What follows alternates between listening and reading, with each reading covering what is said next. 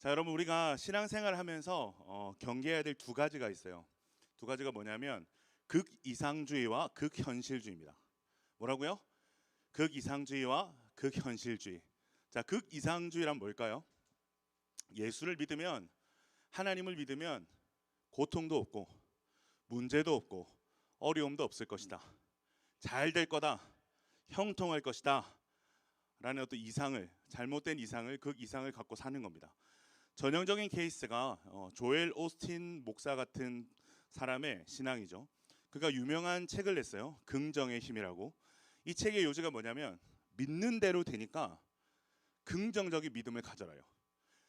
네가 생각하는 대로 되니까 긍정적인 사고를 가지고 큰 비전을 가져라라는 내용입니다. 자, 놀랍게도 이 말도 안 되는 내용의 책이 여러분 몇 부나 팔렸는지 아세요? 200만 부나 팔렸어요. 200만 부나 팔렸습니다. 여러분 어떻게 생각하세요? 우리가 예수님을 믿고 나서 잘 될 거라고 생각하면, 큰 꿈을 품으면 진짜 그렇게 됩니까? 진짜 그렇게 됩니까? 그럼 여기 모두 다 잘 돼야죠, 그죠? 모두가 큰 꿈을 품고 모두가 다 각자의 분야에서 최고가 돼야죠. 그렇지 않죠. 우리가 실제로 경험하는 그리스도인의 삶은 생각보다 잘 안 풀리고 문제도 많고 어려움도 많은 것이 우리의 삶입니다. 우리의 경험만 그렇습니까? 그렇지 않죠. 성경의 인물들을 봐도 아무런 문제 없이 형통하고 생각하는 대로 큰 꿈을 품었다고 해서 잘 되는 사람들의 이야기는 성경에 한 군데도 등장하지 않습니다. 심지어 하나님의 아들 예수 그리스도도 철저하게 낮아지시고 고난을 당하셨고 죽임을 당하셨습니다. 자, 그렇기 때문에 이런 극이상주의, 초긍정주의는 우리가 반드시 경계해야 될 생각인 거죠. 자, 그러나 우리가 가져야 될 이상은 반드시 또 존재합니다. 네, 극이상주의가 잘못된 것이지 우리의 신앙생활 가운데 이상을 가지지 말라는 말은 아닙니다. 믿음의 결단과 순종을 통해서 하나님께서 역사하실 거라는 이상은 반드시 우리에게 필요한 이상입니다. 이 땅에서 고난과 어려움을 겪을지라도 우리에게는 저 천국이 반드시 도래하게 될 것이라는 소망, 그 천국에서 우리의 눈물을 닦아주시며 위로하시는 주님을 만날 것이고, 그곳에서는 눈물도 아픔도 없는 그 천국에서 우리가 영원히 주님과 살 것이라는 이상은 우리가 반드시 붙들고 가야 될 이상인 거죠. 자, 반대로 또 우리가 경계해야 될 게 있어요. 뭐냐면 극현실주의입니다. 극현실주의. 극현실주의의 신앙은 어떤 거냐면 영적인 경험이나 초자연적인 하나님과의 만남을 완전히 부정하는 것을 말합니다. 이성적 사고로 하나님을 이해하려고 하는 것을 말합니다. 자, 이런 극현실주의에서 나타나는 문제점이 뭐냐면 하나님의 능력이나 영적인 은혜가 일상에서 나타나지 않는 것처럼 느끼기 때문에 신앙생활이 재미가 없는 거예요. 신앙생활이 메마르는 거죠. 풍부할 수가 없는 거예요. 이 감정도 메마르고 소망과 기대가 없는 신앙생활을 하게 되는 거죠. 그리고 이 현실주의 신앙에 치우치게 되면 하나님께서 우리에게 부여하신 사명의 중요성도 우리가 잊게 될 가능성이 높습니다.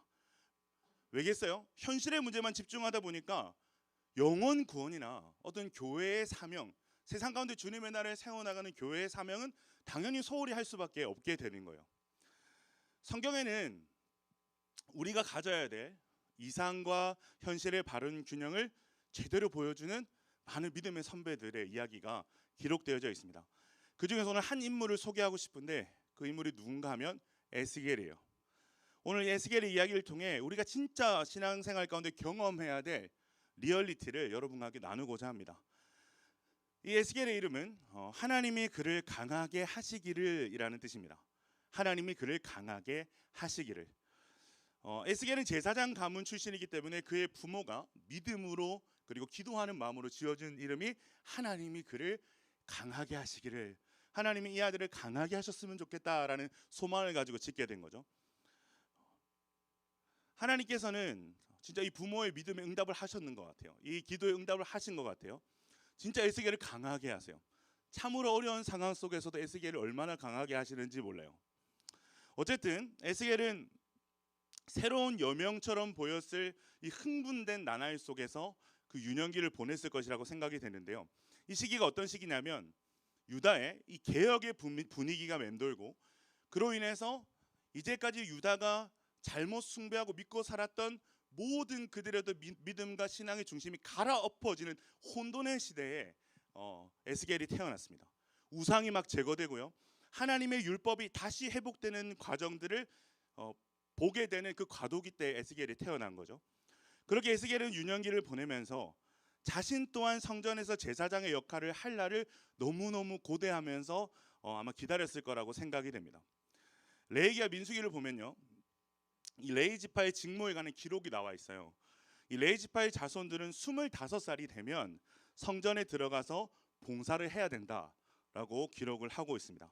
근데 또 다른 민수기에서를 보면 이 레위 지파 자손들은 30살이 되어서야 비로소 제단에서 성전을 봉사를 할 수 있다라고 기록이 되어 있거든요. 자, 이것은 성경의 어떤 번역이 잘못된 것이 아니라 레위인들이 성전에 들어가서 봉사하는 것이 두 단계로 진행되기 때문에 이렇게 나이가 두 개가 등장을 하는 겁니다. 25살에 성전의 제사장으로 분원이 되는데 그때 뭘 하냐면 여러분으로 말하면 인턴 사랑장을 하는 거예요. 인턴 사랑장을 하는 겁니다. 부제사장으로서 제사장을 옆에서 돕는 역할을 하는 거죠. 양을 잡을 때 양이 막 몸부림칠 거 아닙니까? 그러면 양이 못 움직이게 옆에서 계속 잡아주는 역할을 하는 거예요. 그리고 제사장이 양의 목을 칼로 콕 찔러 피가 막 솟아나면 그 피를 받아주는 역할을 하는 거예요. 배를 가르면 온갖 더러운 것들이 나오지 않겠습니까? 그 더러운 것들을 받아주고 청소해주고, 그리고 제사장 옷에 이렇게 헤어진 곳이 있으면 수선도 해주고, 그런 일들을 25살부터 30살까지 5년 동안 하는 거예요. 그렇게 부제로서 25살부터 5년을 지나고 드디어 30살이 되면 흠이 없고 검증된 제사장들은 드디어 제사장으로서의 각자의 소임을 맡게 되는 거예요. 자, 그러니까 25살은 성전에 들어가는 인턴십의 시작이고 30살은 이제 본 사역의 시작이 되는 거죠. 여러분, 얼마 전에 수능이 있었어요, 그죠? 지금은 좀 덜한데 한 10년 전만 해도 그 수능 그 하루를 위해서, 그 한 날을 위해서 초등, 중등, 고등교육을 다 받았다고 말을 해도 과언이 아닐 만큼 그날은 너무너무 중요한 날이었습니다. 그 모든 시간들이 평가되는 날이죠. 여러분, 제사장이 되는 것도 그런 거예요. 아무리 자기가 아론의 후손 또한 대제사장의 후손으로 태어났다고 할지라도 몸에 흠집이 나면 제사장이 못 됩니다. 얼굴이 다치거나 눈이 찔려서 시력을 잃거나 팔이 하나 없거나 부상을 당하면 그 제사법에 따라서 성전에 들어가서 봉사를 할 수가 없게 되는 거예요. 그러니까 25년간 그 부모가 그 에스겔을 키울 때 여러분 얼마나 조심조심 애지중지하면서 아들을 키웠겠습니까? 진짜 흠없는 어린 양처럼 귀하게 키운 거예요. 그 봉헌에서 드리는 그날이 될 때까지 제사장의 부인은요, 아들이 성전에 봉사로 들어갈 때 입을 옷들, 이 속옷들을 막 다 짓습니다. 겉옷과 속옷을. 이 에스겔의 입장에서 봐도 자기가 성전 봉사를 하기로 날짜가 이미 다 정해져 있잖아요, 그죠? 태어나기 전부터 지금까지 그 날만을 바라보고 달려온 거예요. 그 날만을 바라보고 달려온 거예요. 근데 바로 그때, 바로 그 해에 바벨론 느부갓네살이 예루살렘 성전으로 진격해 들어오게 되는 거예요. 그래서 왕을 잡아가고 왕을 때리고 성전 안에 있는 많은 제사장들을 이 차고에 채워서 짐승처럼 끌어가게 되는 일들을 보게 된 거죠. 자, 에스겔이 이제 막 성전에 들어온 지가 얼마나 되었을까? 오늘 말씀을 보면 에스겔이 이제 성전에 들어온 지가 얼마 되지 않은 것 같아요. 며칠이 되었을까? 한 달이 되었을까? 진짜 이제 막 성전에 들어온 에스겔, 이 날만을 바라며 이제 막 성전에 들어온 에스겔이 착고를 차고 그 수천리기 수만리기를 바벨론으로 포로로 끌려가는 일을 당하게 된 거죠. 이게 바로 지금 에스겔이, 이 청년 에스겔이 경험하고 있는 여러분 현실입니다. 정말 느닷없이 고난이 닥친 거예요. 고난 중에 전 제일 힘든 고난이 느닷없이 닥친 고난이라고 저는 생각을 하거든요. 자, 근데 여러분, 제가 에스겔의 이름이 뭐라 그랬습니까? 하나님은 강하시다라 그랬어요. 여호와는 강하시다, 여호와의 권능, 이런 뜻이 에스겔의 이름의 뜻이거든요. 그런데 바로 자기가 그 하나님을 전하고 섬기는 제사장인데 그 제사장이 하나님의 권능이라고 이름 지어진 그 제사장이 너무나도 힘없이 바벨론에 끌려가는 일들을 당하게 되는 거죠. 자기만 끌려갑니까? 하나님의 백성이라고 부름받았던 수많은 이스라엘 백성들이 힘없이 끌려가는 거죠. 여러분, 그렇게 같이 포로가 된 가정 속에 에스겔이 자신의 이름이 얼마나 부담스러웠겠습니까? 성전은 다 무너지고 유린당하고 땅도 다 뺏기고 왕을 포함한 지도자들 모두 다 포로로 잡혀가는 일들을 그 청년 에스겔이 당하게 되었다. 자, 에스겔 또한 그 고운 제사장 세마포가 아닌 죄수복을 입고 포로로 질질질 끌려가게 된 거예요. 자, 그렇게 끌려가고 나서 그의 눈앞에 보이는 곳이 어디입니까? 그가 그동안 상상했던 그 성전에서 제사장의 업무를 감당하면서 그가 그때까지 준비해왔던 그 아름다운 그 성전의 광경이 아니라 바벨론에 있는 그발 강가라는 곳이 눈앞에 쫙 펼쳐지는 거예요. 그발 강가는 관계 농업과 운하를 건설했던 곳입니다. 그래서 많은 노동력이 필요했어요. 많은 노동력이 필요했어요. 포로와 노예들을 부리기에 딱 좋은 곳이 이 그발 강가였어요. 그래서 바벨론 왕이 유다의 포로들을 이곳에 끌고 와서 일을 시킨 거죠. 왕이고 귀족이고 왕족이고 상관없어요. 노약자를 제한 모든 젊은이와 여자들까지 쓸만한 사람들은 모두가 다 포로로 잡혀와서 그발 강가에서 노동을 했습니다. 자, 여러분 생각해 보세요. 말도 다르고 물도 다르고 기후도 다른 타양에서 포로로 끌려가서 막노동을 하면서 감독자의 채찍에 맞아가면서 일을 해야 되는 상황인 거예요. 포로가 제대로 먹을 수 있겠어요? 먹을 수도 없었겠죠. 그러니까 이 청년 에스겔이 지금 경험하는 상황은 어디를 봐도 희망은 보이지 않는 거야. 어디를 봐도 절망 속, 내일을 결코 기대하거나 소망할 수 없는 상황 속에 에스겔이 놓여 있는 거예요. 이 에스겔과 같은 상황에 처해 있던 기자가 쓴 시편 137편을 보면 그들이 이렇게 고백합니다. 우리가 바벨론의 강변 거기 앉아서 시온을 기억하며 울었도다. 우리가 바벨론 강변 거기에 앉아서 시온을 기억하며 울었도다. 매일매일이 눈물인 거예요. 망국의 절망, 성전이 무너진 이 제사장들의 자기 정체성에 대한 절망, 그것이 25세 에스겔이 맞닥뜨린 상황이라는 거죠. 진짜 하루하루 죽지 못해서 살아가는 거예요. 그렇게 5년이라는 시간이 흘러서 그가 30살이 되던 해 그의 삶을 완전히 뒤집어 놓을 만한 사건이 하나 일어나는 거죠. 우리 1, 2절 다시 한번 읽어볼까요? 에스겔서 1장 1, 2절 말씀 같이 한번 읽겠습니다. 시작. 30째 해에 넷째 달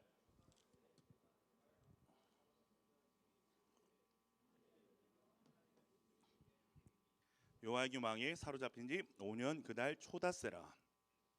절망과 고통에 익숙해져 버린 그 30살의 그 어느 날, 25살에 잡혀왔으니까 5년 동안 이제 이 절망에 익숙해질 법도 하겠죠, 그죠? 이 30살의 그 어느 날 그냥 내일의 소망이 없으니까 멍하게 하늘만 바라보고 있었던 것 같아요. 자, 그때 어떤 일이 일어나는 거죠? 갑자기 하늘이 열리는 거예요. 하늘이 열리면서 하나님이 보이는 거예요. 그리고 말씀이 자신에게 임하더니 영광스러운 여호와의 권능, 그 하늘 보좌에 앉아 계신 여호와의 권능이 에스겔의 눈에 보이기 시작하는 거예요. 그 놀라운 광경 속에서 번쩍번쩍 황금빛으로 빛이 나는 이 언약궤의 시은자가 보이는 거죠. 여러분, 언약궤의 뚜껑을 보면 양편에 천사 날개 형상이 있거든요. 하나님께서 이 사이에 좌정을 하신다라고 해서 시은자라고 합니다. 좌정하셔서 은혜를 베푸신다는 거죠. 이 시은자 위에 임한 하나님의 보좌를 에스겔이 보게 되는 겁니다.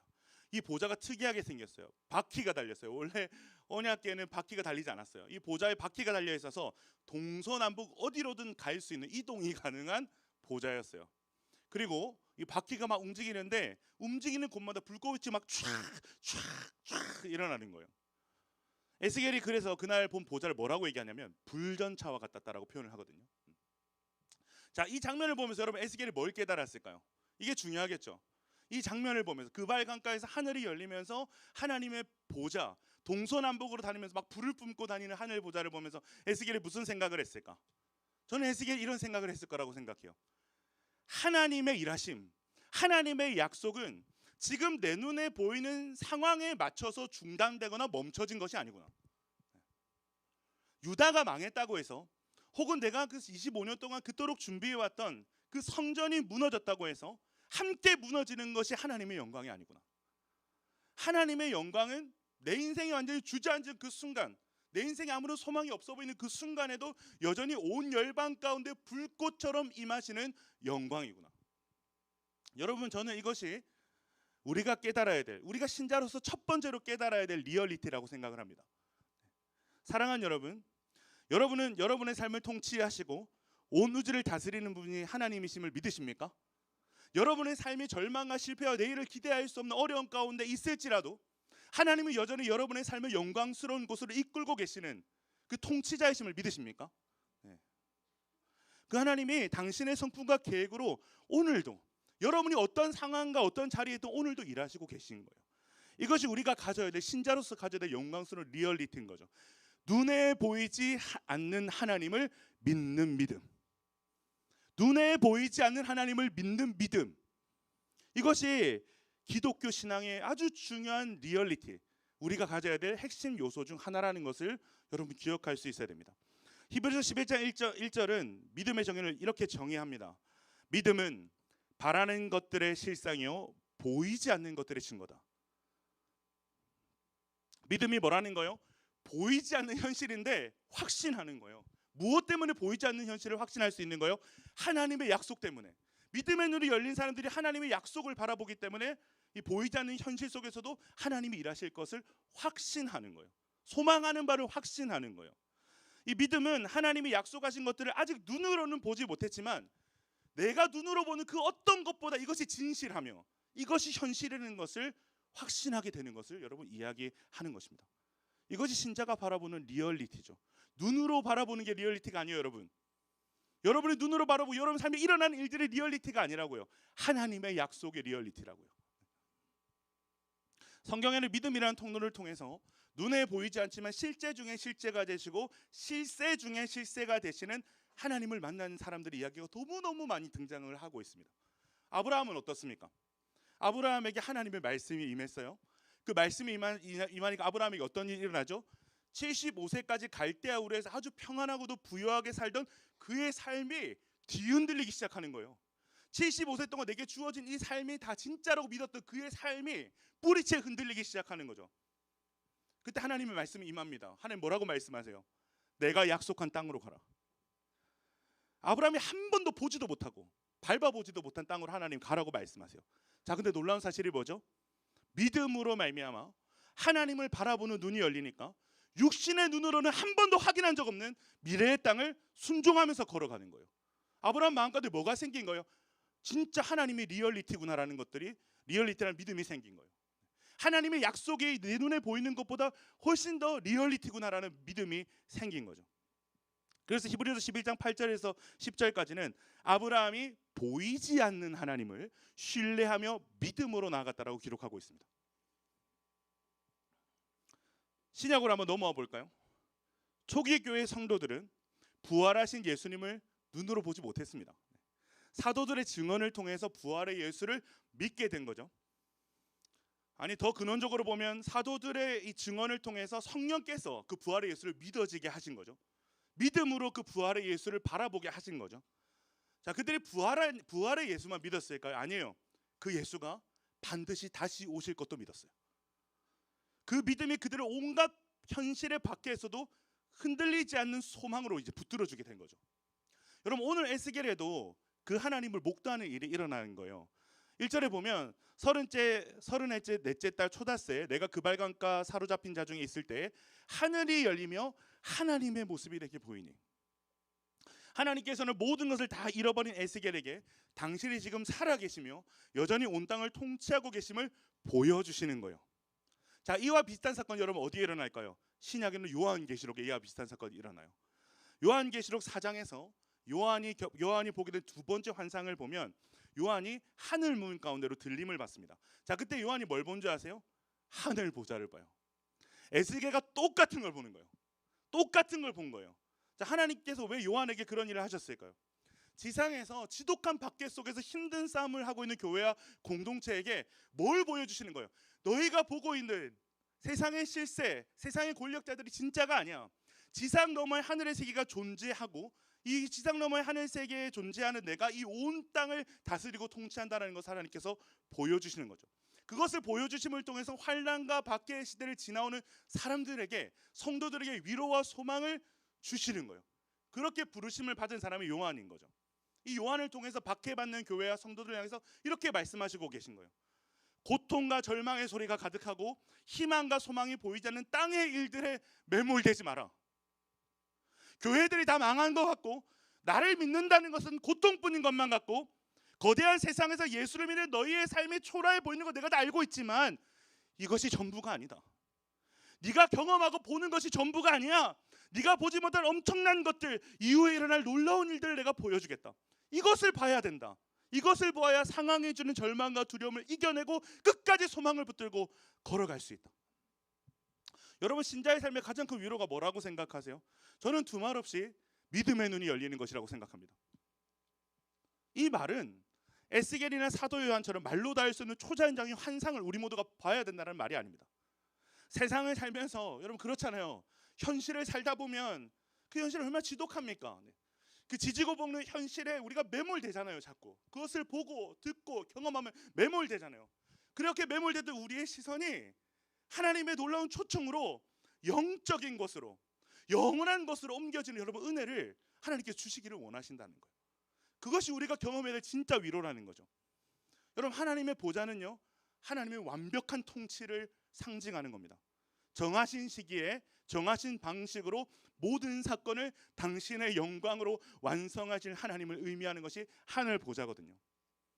한치도 앞을 알 수 없는 우리 현실 속에서 희망이 보이지 않는 절망 가운데 있던 이들을 향해서 이 모든 상황조차, 너희는 이 상황을 해석할 수도 소망할 수도 없는데 이 모든 상황조차 하나님의 완전하신 통치 안에 있다라고 주님이 말씀하시는, 그것이 우리가 봐야 될 하늘 보좌인 거죠.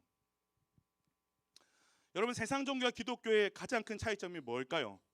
세상 종교의 응답은 문제가 해결되거나 아니면 다 버리고 그냥 속세를 떠나거나 아니면 이 모든 상황에 그냥 물은 물이고 산은 산이지라고 말하면서 어떤 해탈의 경지에 이르는 것이 다른 종교가 말하는 응답이에요. 이뤄야 될 경지죠. 그런데 기독교에서 말하는 대부분의 여러분 응답이 뭔지 아세요? 하나님을 알게 되는 가운데 믿음의 눈이 열려서 하나님을 알게 되는 가운데 부어지는 평강, 위로, 소망, 이것이 기독교인이 경험해야 될 하나님의 응답입니다. 믿습니까, 여러분? 문제 해결은 2차적인 부분인 거예요. 물론 문제 해결을 하나님이 찾아오신 경우도 있죠. 그러나 대부분의 응답, 그리고 하나님께서 우리에게 주시기 원하시는 그 응답은, 우리의 신앙 가운데 경험되는 하나님의 응답은 우리의 상황과 환경을 뛰어넘는, 어쩌면 정말 이해할 수 없는 위로가 임하고, 이해할 수 없는 기쁨이 임하고, 이해할 수 없는 소망이 임하고, 평강이 임하는 것이 하나님의 응답이에요. 그것이 어디서 임하게 되는 거죠? 하나님이 누구신지를 믿음의 눈으로 보게 되는 거예요. 그분의 완전한 통치를 신뢰하게 되는 거예요. 약속하신 모든 것을 정말 빈틈없이 성취하시는 하나님을 신뢰하게 되는 거죠. 후회와 실패 없으신 하나님을 우리가 바라보게 되고 신뢰하게 됨으로부터 주어지는 말할 수 없는 위로가 부어지게 되는 것이죠. 여러분, 이것이 기독교 신앙의 신비라고 저는 믿습니다. 진짜 예수를 믿는 동역자들의 간증을 들어보면 지금 당장 자신이 겪고 있는 문제를 해결받았다는 간증은 사실 좀 드문드문 들려요. 드문드문 들립니다. 그런데 누구나 다 경험하는 응답은 뭔지 아세요? 제가 지금도 제자훈련을 하고 있잖아요. 누구나 경험하게 된 응답은 뭔지 아세요? 하나님이 부어주신 위로와 확신과 평강과 소망에 대한 이야기예요. 근데 너무 흥미로운 사실이 뭔지 아세요? 문제가 해결이 안 됐어. 상황이 그대로야. 근데 그럼에도 불구하고 많은 동역자들이 하나님께서 위로부터 주신 확신과 평강과 소망과 위로를 받고 은혜 받았어요. 저 그래서 지금 괜찮아요. 저는 하나님을 기대해요. 저는 기뻐요 라고 고백할 수 있다는 것입니다. 하나님을 알게 되니까, 나를 향한 하나님의 마음과 뜻과 계획을 알게 되니까 상황과 환경을 초월한 위로와 평강이 부어지는 거죠. 에스겔도 마찬가지인 거예요. 하늘 보좌를 본 에스겔에게 여러분 놀라운 변화가 일어나거든요. 어떤 변화인가 하면 우리 3절을 같이 한번 읽어볼까요? 3절입니다. 같이 한번 읽어봅시다. 시작. 갈대아 땅 그발 강가에서 여호와의 말씀이 부시의 아들 제사장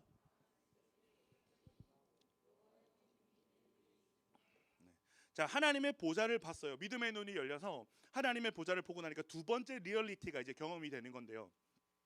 자, 첫 번째 리얼리티 뭐라 그랬어요? 믿음으로 살아계신 하나님을 보게 되는 것이다 라고 했습니다.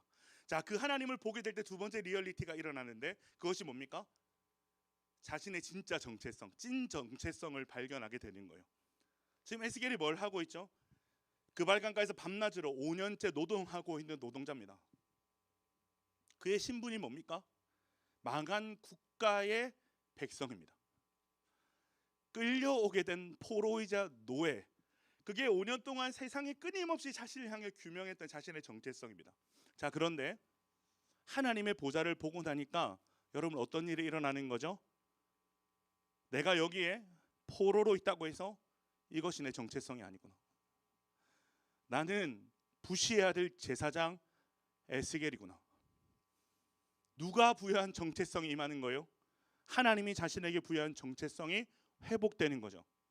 자신의 이름, 자신의 뿌리, 자신의 직분, 여호와의 말씀이 임하고 그분의 권능을 본 그날 잊었던 그 모든 것들이 다시 살아나게 되는 것을 경험하는 것입니다. 자, 그렇게 에스겔이 이날부터 22년 동안 이 포로의 땅에서 선지자로 제사장으로 살아갑니다, 여러분. 자, 근데 여러분, 그가 선지자로 살아갔다는 말을 오해해서는 안 돼요. 그가 노동을 하고 포로로 살던 모든 삶에서 극적으로 벗어났다라는 것을 이야기하지 않습니다. 에스겔에게 그 새로운 정체성, 하나님이 부여하시는 정체성에 임한 그 다음 날부터도 에스겔은 똑같이 노동을 해야 됐어요. 똑같이 매질을 당해야 됐어요. 여러분 좀 그렇지 않아요? 어제 하나님의 영광을 봤는데, 어제 하나님의 말씀이 임했고 권능이 임했는데 좀 환경이 좀 변해야 되는 거 아닙니까? 근데 어떻다? 환경은 변하지 않는다. 변하지 않아요. 우리가 기대하는 시나리오와 너무 다른 거죠. 우리는 뭔가 하나님의 영광을 보고 하나님 깊은 은혜를 체험하면 문제가 해결될 것 같고 상황이 바뀔 것 같은데, 지금 에스겔의 상황은 하나님의 영광을 보고 나서 그대로 온 거예요. 여러분, 이것이 세 번째 신자의 리얼리티입니다. 저는 한국 교회를 어렵게 만든 큰 요인 중 하나가 성공주의, 기복주의 간증들이라고 생각을 합니다. 예수 믿었더니 좋은 대학 가더라. 아니요, 여러분, 공부를 잘해서 간 거예요. 예수를 믿었더니 암이 나왔더라. 여러분, 평생 예수를 잘 믿고도 암 걸려서 돌아가시는 목사님들과 신실한 성도님들이 얼마나 많은지 몰라요. 예수를 믿었더니 사업이 대박 났더라. 여러분, 평생 예수 잘 믿어도 사업이 부도나고 집안이 망하는 일들이 비일비재하게 우리 주위에서 일어나고 있습니다. 이것이 바로 사실 이 땅에 살고 있는 하나님의 사람들, 은혜 받은 사람들의 리얼리티예요. 하나님의 불전자를 받다고 해서 갑자기 노예가 왕이 되고, 하나님의 보좌를 받다고 해서 갑자기 바벨론이 망하고 유다가 승승장구하게 되는 그런 일들이 일어나는 게 아니라는 거예요. 자, 그렇다면 목사님, 변화된 게 아무것도 없지 않습니까? 변화된 게 없잖아요. 근데 진짜 변화된 게 없을까요? 변화된 게 있어요. 분명하게 변화된 게 있어요. 변화된 게 뭡니까? 하루하루 죽지 못해 살아가던 에스겔이 자기가 포로로 살아가던 그곳, 절망이 가득한 그곳에서 자신이 본 것으로 말미암아 희망을 이야기할 수 있는 사람이 되었다는 거예요. 누가 변한 거예요? 은혜 받은 사람이 변하는 거예요. 정체성을 부여받은 사람이 변하는 거예요. 하늘 보좌를 본 사람, 그 존재가 변화되는 거죠. 여러분, 이것이 하나님을 만난 자들, 은혜 받은 자의 가장 분명한 변화입니다. 제가 제자훈련을 이제 마지막 주까지 했는데, 제자훈련 하다 보면 진짜 놀라운 변화들을 경험해요. 제가 벌써 가짜산에 6기를 하고 있거든요. 이번에 6기를 끝냈습니다. 얼마나 많은 우리 청년들과 오랜 시간 동안 제가 많은 이야기를 나누고 말씀을 그들을 훈련하면서 동력자로 가까워졌겠어요. 1기부터 6기까지 정말 많은 간증들이 있어요. 가정에서, 캠퍼스에서, 직장에서 눈에 보이는 대로 지나온 시간들과 상황에 따라서 자신의 인생을 했던 청년들이 되게 많았어요. 면접을 볼 때도 절망 가운데 살아가고 있는 청년들이 많았어요. 그래서 하나님을 알고 싶대요. 근데 제자훈련을 하는 가운데 그들이 하나님 안에서 자신의 진짜 정체성, 하나님이 부여하시는 정체성을 만나게 되는 거예요. 그때 그들이 이제껏 할 수 없는 일들을 하게 되더라고요. 시킨 것도 아닌데 행하게 되더라고요. 용서가 안 되는 이들을 용서하기로 결단하고, 사랑할 수 없었던 이들을 사랑하기로 결단을 하는 거예요. 자기 뜻대로 안 되는 것에 감사하고, 제가 얼마 전 새벽기도에 설교했지만 둘러싼 가시에도 감사하고, 내 뜻대로 내 인생이 풀리지 않는 것이 내 인생의 주인이 내가 아니고 하나님이 주는 거라고 고백할 수 있어. 고통 중에도 감사하는 거예요. 실패 가운데 감사하는 거예요. 어떻게 여러분 이런 일이 일어날까요? 자신의 정체성을 하나님 안에서 새롭게 발견한 자들, 하나님이 나를 뭐라고 부르시는가에 대한 규명의 메시지를 들은 자들에게서 일어나는 변화가 바로 이러한 변화인 것입니다. 버림받고 상처받은 인생으로, 다 잃어버린 인생으로, 이룬 곳 없는 청년으로, 가난을 안고 태어난 흙수저로 자신을 규명했는데 하나님을 만나고 나니까 정체성이 달라지는 거예요. 아, 나는 이 천지를 지신 하나님의 사랑받는 자녀구나. 왕 같은 제사장이구나. 나는 예수 그리스도의 제자이구나.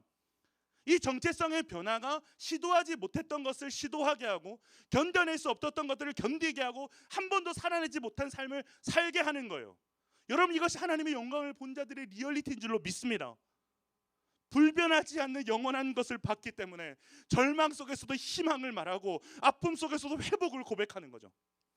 그 사람이 바로 선지자 에스겔이고, 왕 같은 제사장으로 부름받은, 보냄을 받은 자라는 이름의 사도로, 제자로 부름받은 여러분 우리의 사명인 거예요. 우리의 정체성인 거예요. 이날 에스겔이 22년 동안 말씀을 전했는데 하나님이 너무한다 싶을 정도로 그가 생을 마감할 때까지 예루살렘은 회복되지 않아요.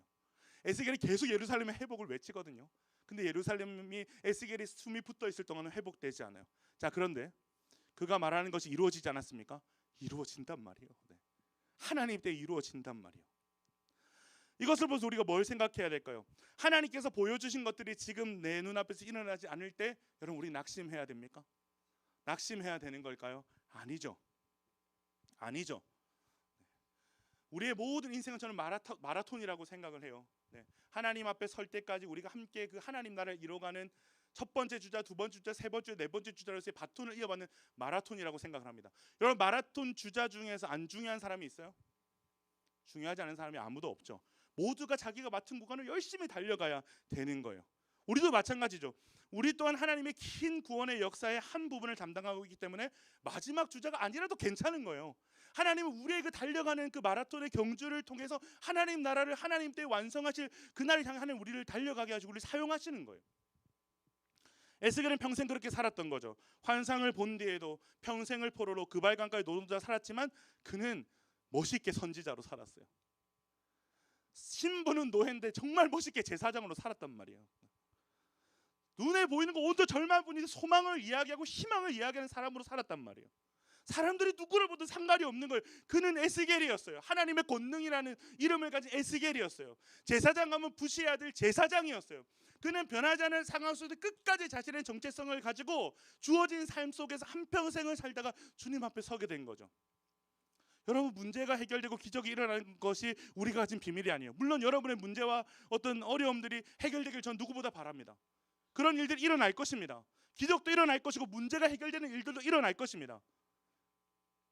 그러나 하나님의 사람들이 가지고 있는 진짜 비밀을 여러분들 좀 사모했으면 좋겠어요. 하나님의 사람들이 그 하나님께 부름받은 그 정체성을 가진 사람들만이 경험되는 그 비결을 여러분이 경험했으면 좋겠습니다. 아무것도 변하지 않는 상황 속에서 내가 믿음으로 바라보고 있는 하나님으로 말미암아 상황을 초월하여 사는 능력을 가진 사람들. 사도 바울이 뭐라고 고백합니까? 비천에 차든지 풍부에 차든지 나는 자족하는 일체의 비결을 배웠노니 내게 능력 주시는 자에서 내가 모든 것을 할 수 있노라. 여러분 이것이 우리의 비밀 아닙니까?